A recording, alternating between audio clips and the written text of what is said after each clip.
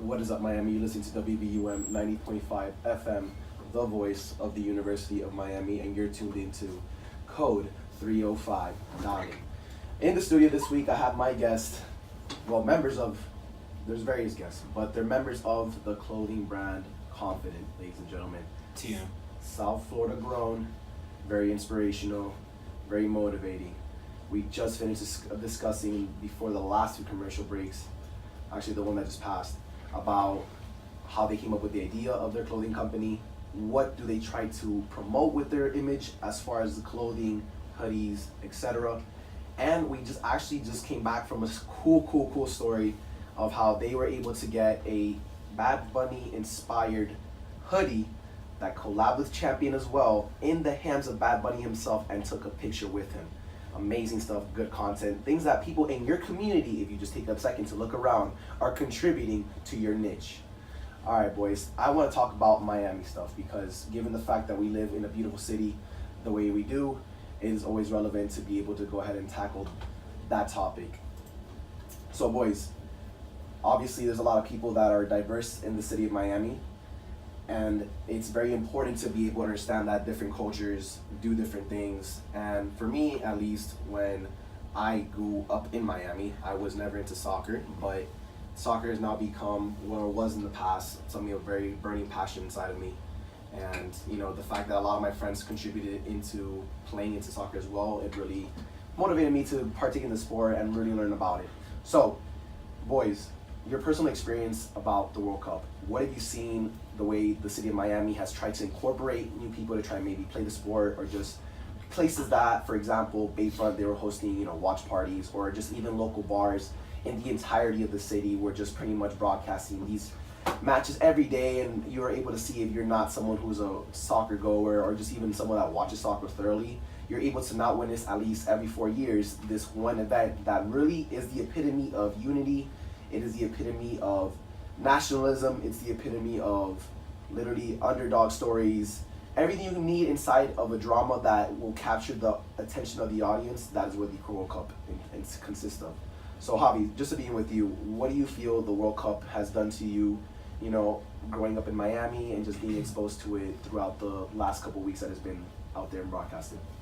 Bro, just to give you a quick synopsis, every World Cup that I remember, I remember the '06 one, I remember 2010, I remember 2014, and now obviously 2018. Mm-hmm. Every time the World Cup happens, I put up to Target and I buy a soccer ball, cause it's just that obsession. You get me? You wake up every day and you're watching all those matches. It's the amount of just like you said, nationalism, that unity, it's something that definitely the United States needs, and I feel like it's gonna happen over the years. I feel like we're going towards that, not only as a city of Miami, because Beckham with his whole team, that's all coming here. I hope that's gonna be super dope. Soccer's really growing on me. I'm a big sports guy. My first sports that I like is basketball by far, and then NFL was there, but soccer's creeping up on the NFL. It's definitely overpowered. Hockey, baseball, I think, just because of the amount that goes into it. And a lot goes into this guy right here, Brian and Stavros, that couldn't make it today. They're well-rounded in the game. They know how it works, stuff like that, the ins and outs of it. So as a sports person, a sports advocate, them I want to learn that stuff, you get me? Because I knew that's the sport of the world, you get me, for a reason. Of course. You get me? And it's not seeing it so popular in the United States throughout my life, but when the World Cup comes, you just see it. 2 weeks ago I was with Raj at Wynwood. We have something going on with Wynwood Marketplace where we do pop-ups every weekend. Okay. So the Colombia game was there. And they hosted, that was where the watch party was at, the watch party, I'm talking about 3,000 Colombians, a sea of yellow and red. Right. They were going wild. Right. I'm talking about that type of just pride of your country, that passion. I wish Cuba was there, bro. Right. No. I want to highlight that because there's some countries, because for example, back in the Caribbean, the main sport that people play is not soccer. It's baseball. Yeah, you got boxing. You got basketball. Yeah. Mm-hmm. So when you do see that other countries, people that are from these countries that participate in the World Cup, when you see that they have that pride, they have that enthusiasm for their country, doesn't that make you feel man, I wish my country, Cuba, was partaking in the World Cup. I wish Puerto Rico was in the World Cup, How do you think that you can deal with that if you're someone that doesn't have a country that's represented in the World Cup? I mean, I don't have a country. My countries right now are Cuba, they're not there, and the United States aren't even there. So like every World Cup I always go for Brazil, so that's my squad, and like it's good that like, I mean it's handy to me that they're like a good team because like I root for them for a long time because they survived pretty deep into the match, bro. But like I get like I'm about to start speaking Portuguese from how much I support this team. Like I bought the jersey, like I'm a big Neymar fan, like bro. Like when they lost to Belgium, like I was like screaming at the TV, like these guys were over my house, like we were going in on that game, bro. Like I'm sorry, like I'm part Brazilian right now. Right. And what about you, Brian? How do you feel about the World Cup so far? That being in Miami, did you know about the World Cup? Because you just mentioned, Javi, that you have a very well thought out process of how what the game of soccer is, how to dissect it, and how to approach it. Yeah. So you as someone that's a soccer enthusiast, how do you feel you interpret the World Cup being from Miami and seeing other countries? Well, the fact that the city is diverse, seeing people that are from those countries celebrate that throughout the weeks that it's been broadcasted. I think that's like the biggest thing that's dope about being in Miami. You have all these different cultures, because like you said, like in the Caribbean per se, like soccer's not a big thing. It's like baseball, basketball first. Like soccer's more like a South American, European thing. But since we have like that huge like cultural melting pot in Miami, we get that, and then we see like all that heat, like all the noise is making soccer going crazy. You see the passion behind it. You're like, damn, what is that? You give it a shot, you're like, wow, this is amazing. I like this too. So I want to say like Viraj and Javi, like maybe more Viraj than Javi. Like Viraj maybe watched 2 soccer games his whole life before he came to UM and met us. And then we started watching like Real Madrid games. I'm a big Real Madrid fan. Stavros is not here. He's a big Real Madrid fan. We started watching soccer games together all the time. Every Real Madrid game, we get together watch the game. So I started building hype in them. They say me get into it. They see me screaming, Ronaldo, how'd you miss that? What the heck? They start screaming, Ronaldo, how'd you miss that? And then like it just keeps on growing. You see that hype and that energy, and everybody feeds off of it. And now you got V. He owns like I don't know how many Portugal jerseys. He's into it. That has nothing to do with Portugal, Portuguese. 1 jersey. All right. In the process of getting another one. Talks like he has 7 of them. Excellent. No, how about you, Viraj? How do you feel about the World Cup being someone that never really watched it? Bro, so for me, I never really I haven't played soccer. I haven't done anything related to soccer.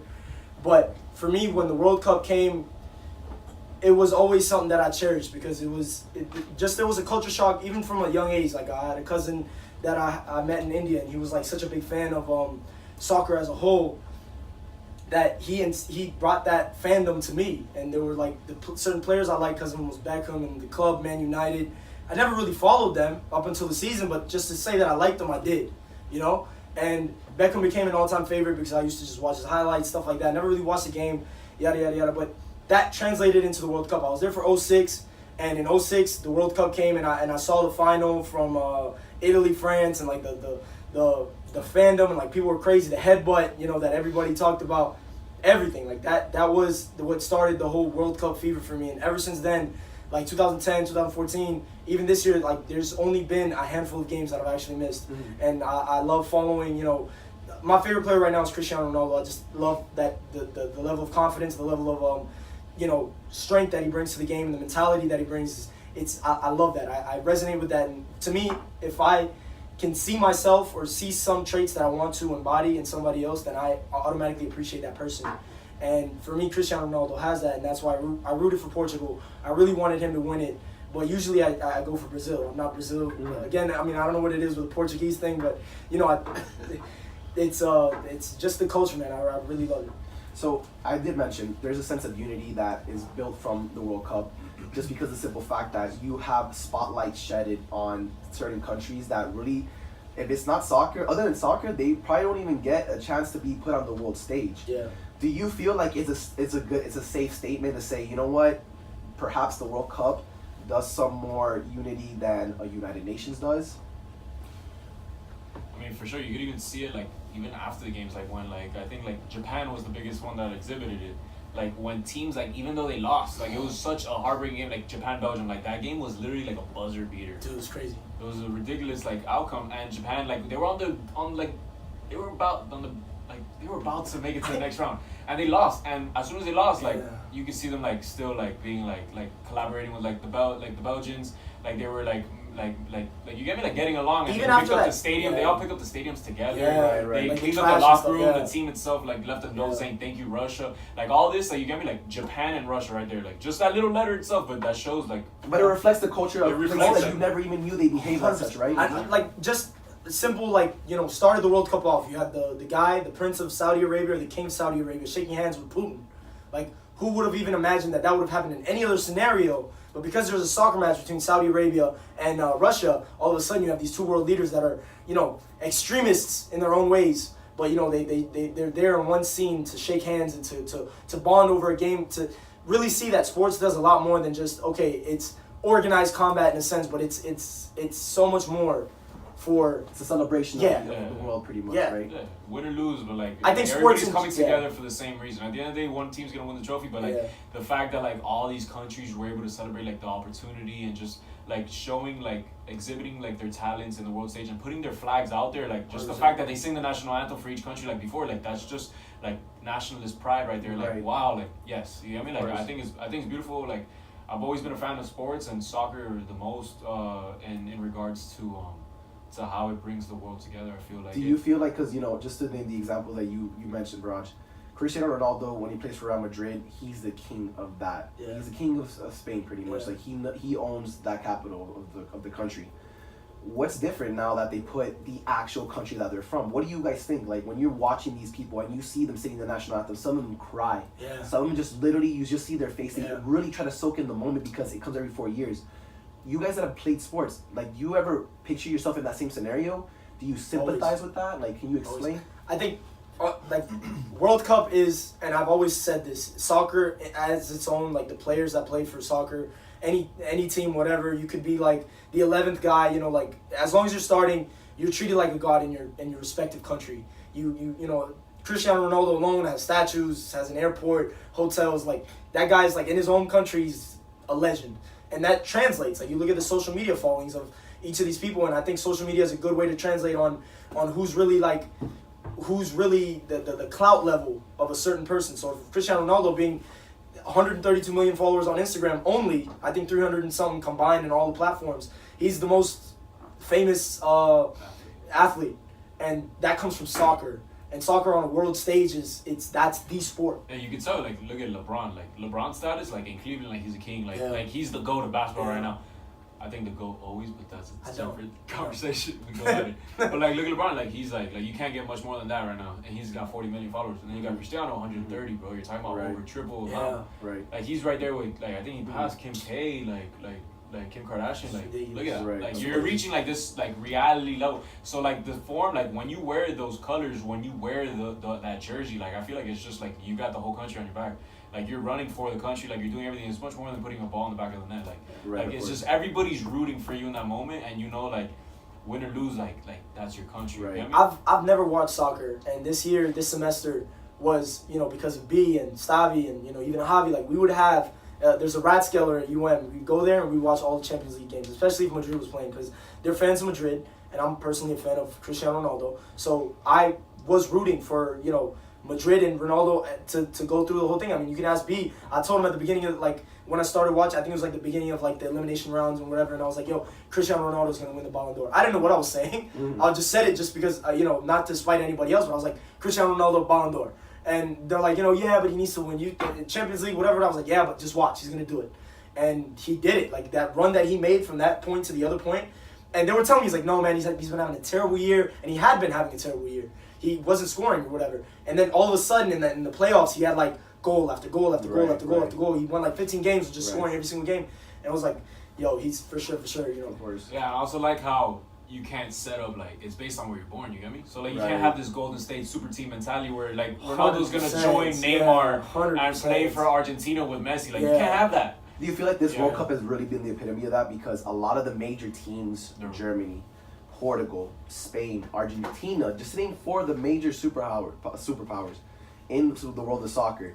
The fact that you see this, like, do you feel like this is the epitome of the underdog? This World Cup is meant for the underdog, for those that never really got a chance to be able to show that, you know what, we can contend with the big dogs, and then now we're able to go ahead and go further into the tournament. Yeah, bro, for sure. This World Cup has been crazy. I mean, like, going into it, you know, like we all messed around, had like our own brackets. We had our own brackets, like a fantasy bracket between like the boys, the friends, and you know we had like typical winners. People had like Brazil winning, you had Germany winning, I had Spain winning.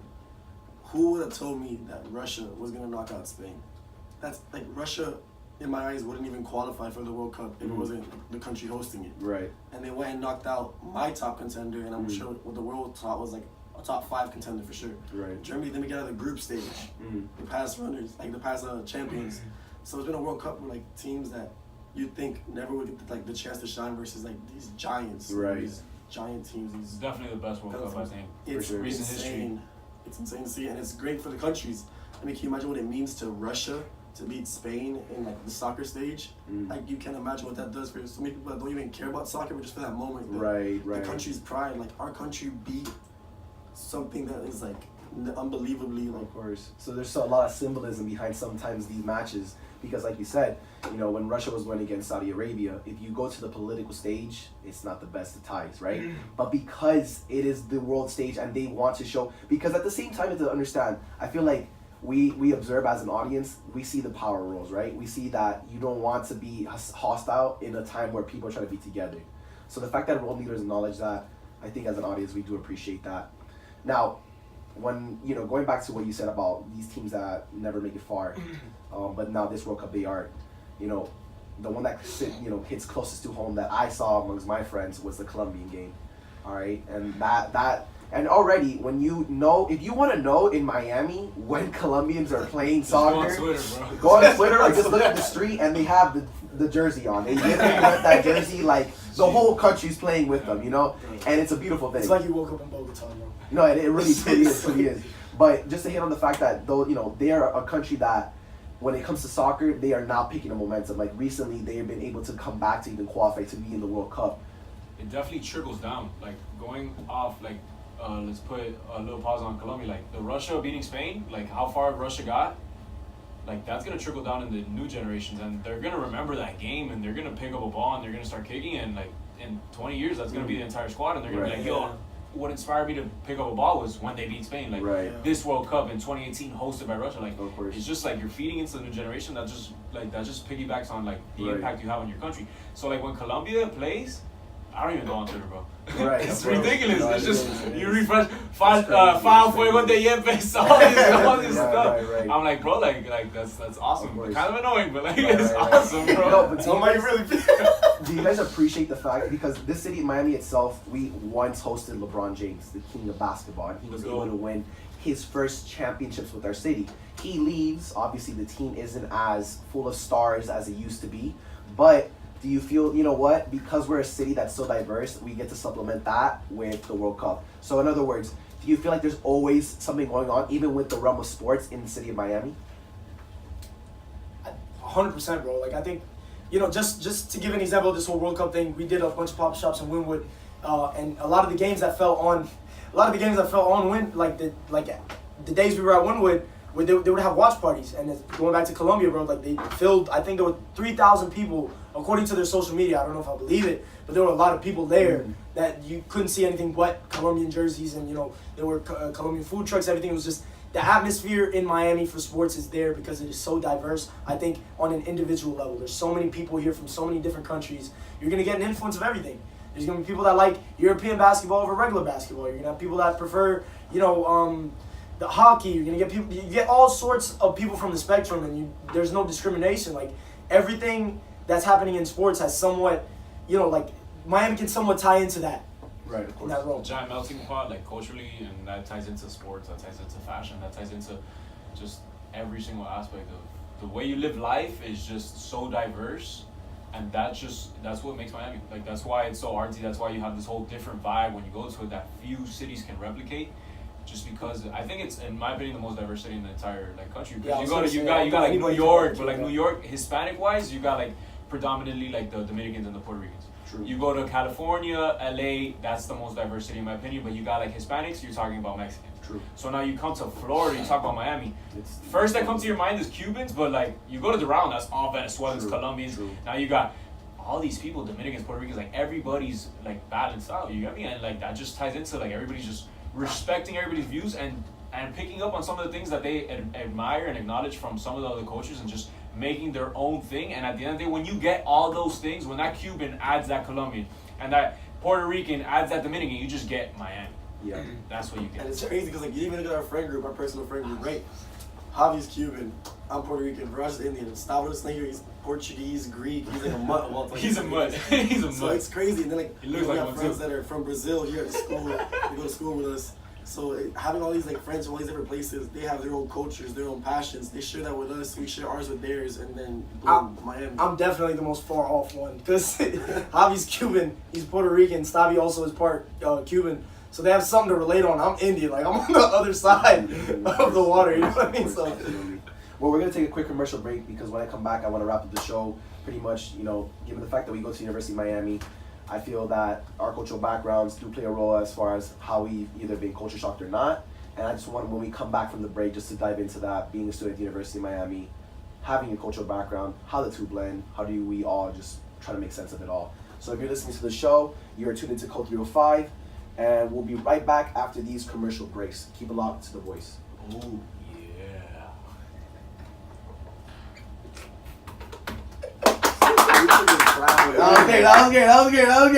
That was good. Yo, we're going in, I boys. walked in here so sweaty though. Yo, you